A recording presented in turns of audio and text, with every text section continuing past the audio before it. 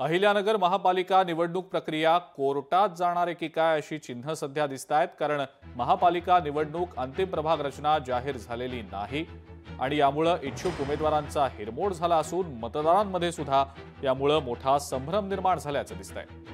अंतिम प्रभाग रचना जाहीर करण्याची मुदत 13 ऑक्टोबर होती, मात्र आजपर्यंत सुद्धा ही प्रभाग रचना जाहीर करण्यात आलेली नाही आणि या अनुषंगाने आता इच्छुक उमेदवारांचा हिरमोड झालाय आणि मतदारांमध्ये संभ्रमाची स्थिती आहे।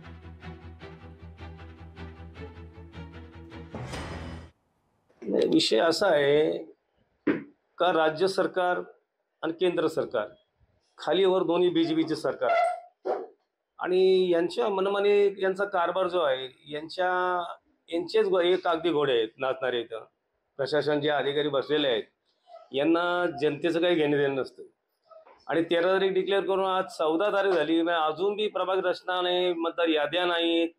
मुळात हे महाराष्ट्रातच इलेक्शन घ्यायलाच घाबरतात। महापालिकेचं इलेक्शन बी लांबणीवर टाकण्याचा प्रयत्न करणार आहेत, तर त्यांना ती भीती वाटते। महानगरपालिका म्हणजे मी आत्ताच सांगितलं की अंधेर नगरी चौपट राजा, टके की भाजी टके में खाजा, म्हणजे सगळं अंध कारभार चालू आहे, बोगस कारभार चालू आहे, अधिकारी बोगस आहे। पहिलेच प्रभाग रचना ही चुकीची झालेली आहे। कोणा या नगर शहराला माहिती आहे कोणाच्या अट्टाहासापायी ही पालिकेची रचना चुकीची करण्यात आली। बरं तुम्ही केली तर आता डिक्लेअर करत नाहीये, म्हणजे तुम्हाला किती वेळा ही पालिकेचे प्रभाग रचना चेंज करायची, तर ही शिवसेना हे होऊन जाणार नाही। आमची भूमिका अशी की जर का कालपर्यंतच प्रभाग रचनेची मुदत होती ती कॅन्सल झालेली आहे, आता समजा डिक्लेअरच केलेली नाही, तर आमचं म्हणणं आहे की हे कुणी थांबवली। लोकशाही मराठी ऐका, पहा, जागरूक रहा।